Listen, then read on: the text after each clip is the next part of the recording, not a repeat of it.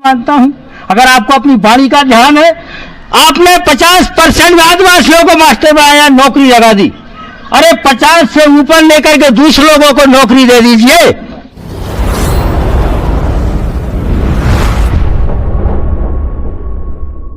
Welcome back to my channel the Indie Box में आपका स्वागत है। मैं नीतीश धाकड़ आपके साथ आज बात करेंगे शिवपुरी जिले के गुरकुदबाई ग्राम से, जो कि एक 60 से 70 किलोमीटर दूरी पर है और इधर तहसील लगती है पिछोर, मगर विधानसभा जो यहाँ की लगती है वो प्रॉपर शिवपुरी लगती है। तो आज हम इस गांव से किसानों से बात करेंगे जो यहाँ प्रॉपरली हैं कि मतलब इनके पास सरकार से क्या सुविधा आती हैं, क्या नहीं आती, क्या सिर्फ सुविधाएं जो योजनाएं निकलती हैं वो कागजों तक ही निकलती हैं या किसानों को उनका कुछ लाभ मिलता है। तो यहाँ किसान बैठे हुए हैं, मैंने इनसे बात की, तो बात करते हैं प्रॉपरली कि मतलब क्या लाभ आते हैं। यहाँ हमारे नेताजी हैं, बाबूराम नेताजी, उनसे बात करते हैं। तो देखते हैं, आइए आप यहाँ बैठे हुए आप देख सकते हैं। बोलो। तो नमस्ते नेताजी। नमस्ते। तो भारत माता की जय, भारत माता की जय, भारत माता की जय। प्यारे भाइयों, हम भारतवासी हैं और हमें गर्व है कि भारत भूमि एक पवित्र भूमि है। यहाँ भगवान ने कई बार अवतार लिए, मनुष्य रूप धारण किया और विपत्तियों से निवारण किया, राक्षसों का विनाश किया, सज्जन पुरुषों की रक्षा की। हम उन्हीं की संतान हैं, हमें भी उसी आदर्श के अनुकूल चलना है। अगर हम उस आदर्श को भूल जाएंगे तो मार्ग में भटक जाएंगे। आज वर्तमान में हमारे देश में भारतीय जनता पार्टी का केंद्र में शासन है और मध्य प्रदेश में और कई प्रदेशों में भी। भारतीय जनता पार्टी एक राष्ट्रवादी पार्टी है और एक धर्म पार्टी है जो भगवान के सिद्धांतों के अनुसार चलती है। उसके अनुसार उसने जितना कुछ बना है, बहुत कुछ प्रोग्रेस की है, रोडों का निर्माण करवाया है, किसानों के लिए पीएम राशि दी जा रही है, वृद्धा पेंशन दी जा रही है और वर्तमान में अभी शिवराज जी ने बहना योजना चलाई है, लाडली योजना चलाई है। ऐसी तमाम योजना चला करके देश की गरीबी दूर करने का प्रयास किया जा रहा है। लेकिन एक समस्या है, इतना कुछ होते हुए भी पिछली बार भारतीय जनता पार्टी क्यों गिर गई और क्यों हार गई? इसका कारण है कि नेताओं ने गंभीरता से विचार नहीं किया कि हमारे राम जिस समय राज था वो कहते थे कि हमारे राज में कोई गरीब नहीं होगा, एक बात। दूसरी बात, कोई अशिक्षित नहीं होगा, कोई बीमार नहीं होगा।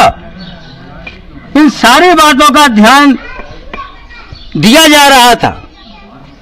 आज उसी का अनुसरण करने में हम थोड़े कमजोर हैं, क्योंकि भारत जो है एक कृषि प्रधान देश है और आपत्तियों से घिरी हुई कृषि होती है। कहीं वर्षा काल, कहीं सूखा काल, कहीं ओले, कहीं तुषार, तो किसान आर्थिक स्थिति उसकी बिगड़ जाती है। तो सरकार का कर्तव्य होता है कि अधिक समय में जब उसकी पूंजी खत्म हो जाए और उसकी स्थिति बिगड़ जाए, उस समय राष्ट्र का कर्तव्य है कि किसानों की मदद करे। जैसे कि आपको पता है अपना देश कृषि प्रधान देश है, तो यहाँ पे जो किसान होते हैं, ये ऊपर से योजनाएं निकलती हैं, जैसे बोलते हैं जय जवान जय किसान। अगर हमको जैसे सरकार से कागजों में सिर्फ योजनाएं निकलती हैं कि वो योजनाएं निकाल देती है सरकार, यहाँ तक आती हैं ग्राउंड तक, उनका कोई मतलब बताने आता है योजनाओं के बारे में, क्योंकि किसान अपना देश में अभी लिटरेसी रेट 74% है। तो अभी इतनी शिक्षा है नहीं कि मतलब किसानों को प्रॉपरली इस योजना के बारे में पता चल जाए। तो मतलब आना चाहिए या नहीं आना चाहिए, योजनाओं का पता चलता है या नहीं? देखो, सरकार के हाथ और पैर कौन होता है? कर्मचारी लोग, जिसको कहते हैं प्रशासन। शासन होती है जिसकी सरकार है, उसको नाम शासन है, और प्रशासन में कर्मचारी होते हैं। तो कर्मचारी सरकार के अंग हैं। कर्मचारी बदतमीजी ना करें, गलतियां ना करें, हर योजना को गांव में आए और बताएं, शिक्षा दें तो उसको लाभ मिले। अगर वो कर्मचारी सपूत है और भारत माता की संतान है उनको वेतन भी मिलती है, तो उनका अपने कर्तव्य का पालन करना चाहिए और सबको बताना चाहिए। और जहां जहां नहीं बताते वे लोग मक्कार हैं, वो पार्टी को बदनाम करने वाले हैं और शासन के विरोधी हैं।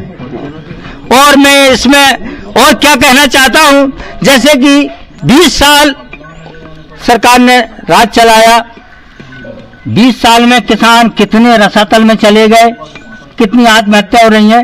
मैं माननीय मुख्यमंत्री से कहना चाहता हूं, अगर आप रामराज की बात करते हैं तो कोई दुखी नहीं होना चाहिए। एक बार स्टेट बैंक का और कोऑपरेटिव बैंक का कर्ज माफ कर देना चाहिए। जैसे आपने बोला मैं ब्याज माफ कर रहा हूं, लेकिन ब्याज माफ में मैनेजरों का घर बनता है, मूर्ख बना देते, तेरे इतना ओवरड्यू इतना, उसको लाभ नहीं मिलने देते। एक बार आप कर्ज माफ पूरा कर दीजिए तो किसान उठ जाएगा, उसकी गरीबी मिट जाएगी। अरे 20 साल में तो कर दो, कम से कम 20 साल में कर दो। 20 साल में भले बीच में मत करना, एक वर्ष को राहत मिल जाएगी, भारत का किसान ऊपर उठ जाएगा।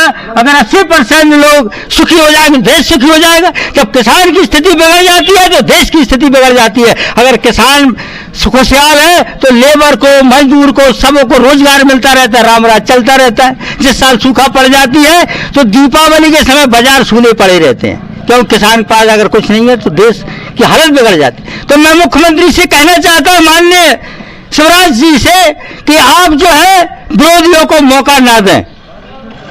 विरोधियों के जब कोई रास्ता ढूंढते हैं तो हमको डिफीट मिल जाती है। इसलिए 20 साल बाद भी हमको कर्ज टोटली कोऑपरेटिव बैंक का और स्टेट बैंक का कर्ज माफ कर देना चाहिए और दूसरे बैंकों का भला ना करें। तो एक बात तो यह है। और दूसरी बात कौन सी है कि आज देश के नौजवान नौकरी के लिए तड़प रहे हैं, उनका कर्तव्य है। हमारे मुख्यमंत्री जी भाषण बोलते हैं कि अगर 50% से नुकसान ज्यादा होता है तो उसको मैं 100% मानता हूं। अगर आपको अपनी वाणी का ध्यान है, आपने 50% आदिवासियों को मास्टर बनाया, नौकरी लगा दी। अरे 50 से ऊपर लेकर के दूसरे लोगों को नौकरी दे दीजिए। जब आप इतना मानते हैं तो 50% से ऊपर नौकरी दे दीजिए। क्या आप घर से वेतन देंगे? आप घर से वेतन नहीं देते, ना प्रधानमंत्री अपने घर से कुछ देते, ना मुख्यमंत्री अपने घर से देता। आप जो थोड़ा बहुत डीजल पे, पेट्रोल पे, गैस पे, तमाम धंधों में 1-1 रुपया ही बढ़ाएंगे, सब पूर्ति हो जाएगी। आप देश को खुशहाल कर दीजिए। जिन बालकों की आयु ओवरेज हो रही है वो क्या करेंगे? आपको क्या कहेंगे कि हमको धंधा नहीं लगा? अरे आप धंधे से लगा दीजिए। आप 80,000 देते हैं, उसका 1/4 भाग से स्टार्ट कर दीजिए। ये बालक आपकी जय जयकार करते रहेंगे। अगर ऐसा आपने नहीं किया तो विरोधी को मौका मिल जाए, फिर आप रोते रहोगे, कुर्सी पर रोते रहोगे, रोते रहोगे। मैं भारतीय जनता पार्टी का जनसंघ के समय से कार्य करता हूं। 50 साल शासन कांग्रेस का रहा, फिर भी मैंने पार्टी नहीं बदली। मैंने विश्वास किया कि भारतीय जनता पार्टी देश का उत्थान कर सकती है और रामराज की पार्टी है। अपने स्वरूप को पहचानिए और देश के अंदर कोई रोवे ना। देखिए, राम के समय एक रजक ने वचन कहा था तो राम ने उसके ऊपर बहुत ध्यान दे करके उसको सत्यापन किया था। आज हजारों लोग, हजारों विद्यार्थी रो रहे हैं और अपनी मांग करें और मुख्यमंत्री का हृदय नहीं पगलता। ये ठीक नहीं है। अगर आप रामराज के अनुयायी हैं और आप देश को आगे बढ़ाना चाहते हैं तो नौजवानों को 50 से ऊपर % सबको नौकरी लगा दीजिए, किसानों का कर्जा माफ कर दीजिए, तो आपको कोई डिफीट नहीं देगा। आपका रामराज चलता रहेगा, राज भी चलता रहेगा, जय जयकार होती रहेगी। मैं इतना ही अनुरोध करता हूं कि मेरी पार्टी की छवि ना बिगड़े। मैं जनसंघ समय का कार्य करता हूं। जब पार्टी हार जाती है तो मुझे दुख होता है। मैं पत्थर की नींव बन के रहा हूं। मैंने ये नहीं सोचा कि मुझे कोई पद मिल जाए, पद की परवाह नहीं की, लेकिन मैंने पार्टी की छवि में अपनी छवि और राष्ट्र की छवि मानी है। हम विश्व को बताएं कि भारत एक विश्व गुरु के रूप में है, अच्छी संस्कृति है, विश्व बंधु की भावना से जीते हैं और सबको न्याय देने की क्षमता हमारे पास है। इसी की शब्द पूरे विश्व में गूंजता रहे और हमारी पार्टी अच्छे स्तर पर चले और सब उसकी जय जयकार करते रहे। मैं इतना कह करके मैं अपनी वाणी को विराम देता हूं। जय हिंद। जय हिंद। जैसा कि आप देख सकते हैं, भाजपा के कार्यकर्ता पहले से ही हैं और अभी भी हैं। बाबूलाल नेताजी ग्राम गुरुकुदवाया से। तो इन्होंने बताया कि जैसे मतलब सरकार तो योजना लाती है मगर जो बीच में करप्ट ऑफिसर हैं वो इस योजना को आने नहीं देते, मगर आना चाहिए। और भी किसान भाई खड़े हुए हैं। तो मतलब जैसे कि अभी मंडी में वहाँ से मुख्यमंत्री जी द्वारा रेट दी जाती है 1975 रुपये, मगर ग्राउंड पर कितनी रेट मिल रही है हम इनसे इधर बात करेंगे। तो आपने फसल की इस बार? की है साहब। तो मतलब आप जब गेहूं को बेचने गए तो मंडी में क्या भाव मिला उसका? 2000 रुपये। मतलब जो भाव ऊपर है वो मिल गया? अच्छा। और मतलब गांव में जो सरकार की योजनाएं आती हैं उनको बताने कोई आता है? नहीं, कोई नहीं आता है। अच्छा। जैसे कि यहाँ पे वो एक ही हाल है सब जगह कि मतलब योजनाएं तो निकलती हैं, सिर्फ कागजों तक निकलती हैं, यहाँ बताने कोई नहीं आता। कहीं ना कहीं एक करप्ट ऑफिसर या करप्ट सिस्टम की वजह से गांव तक योजना नहीं आती। तो मतलब सरकार को इसके प्रति कड़ा से कड़ा कदम उठाना चाहिए। मैं नीतीश धाकड़ ऐसी न्यूज लाता रहूँगा। चैनल को आगे से आगे भेजें, लाइक करें, सब्सक्राइब करें, शेयर करें। जय हिंद दोस्तों।